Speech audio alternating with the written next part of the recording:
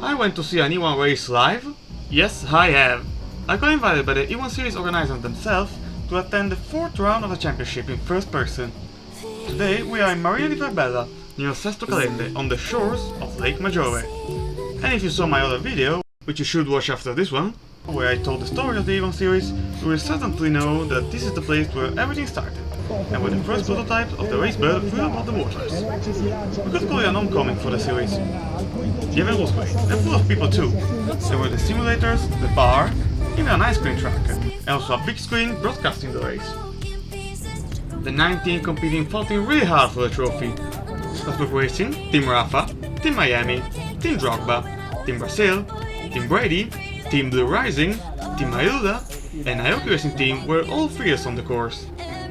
Well, maybe even too much, as there was a really big crash between Team Drogba and Team Brazil. Thankfully, both pilots were unharmed. Che bella che è! The course is shaped like a T, with a short lap really near the start and the long lap on the other side of the circuit. Also, this course has the narrowest turn one of the entire calendar.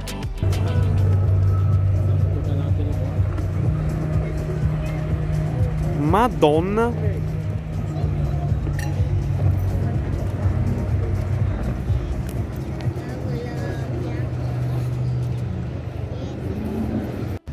The race was won by Team Brady, and with the second place, Team Rafa becomes the championship leader. As Aoki Racing Team, although they scored high enough to be in the final, they were disqualified for cutting the track too much. Unfortunately, we weren't able to see the podium because we had a train to take, but... Jesus Christ. That's a whole other story. Or misadventure, we could say. Basically, we should have took a train from Sesto Calende station to Milan Porta Garibaldi station. Then, from said station, we should have took another train directly to Padua, our hometown. Well, things didn't really went our way. What I mean by that? I mean that every train to Milan was cancelled for another train that broke down the race. And by the way, Milan is the only city you can reach from Sesto Calende, so we couldn't really go anywhere else. After an hour of waiting, a train miraculously appeared to take us to Milan Central Station. Yeah, it's the wrong station, but this is something. At Milan Central Station, we begged the guy in the booth to give tickets to any train that could bring us to Padua.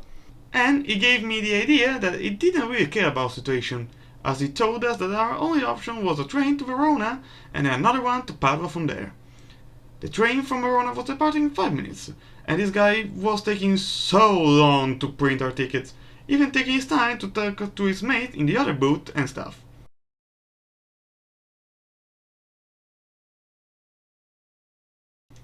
We board the train, and we get to Verona no problem. Then we board the train to Padua. All done, right? Wrong. First thing first, they told us that we wouldn't have done the normal route, but we would have taken the south route, skipping the Vicenza station. No problem there, if you can bring us home.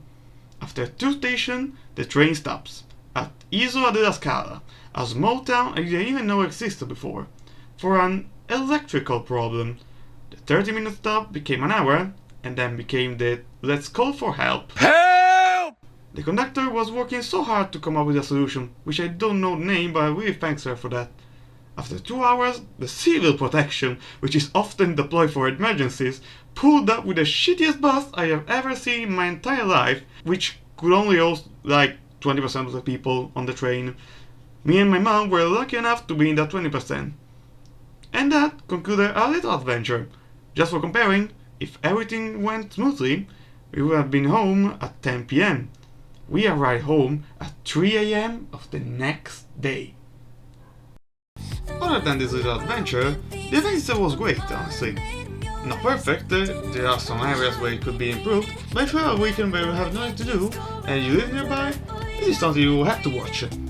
I also talked to a lot of people, and also translated a lot of things because there were a lot of people that didn't really understand Italian or English. I also made a lot of photos with the pilots, which I'm not sharing because there's my face on it, and I don't want everyone to see it. So that's it for this quick little video. Hope you enjoyed, and thanks for watching.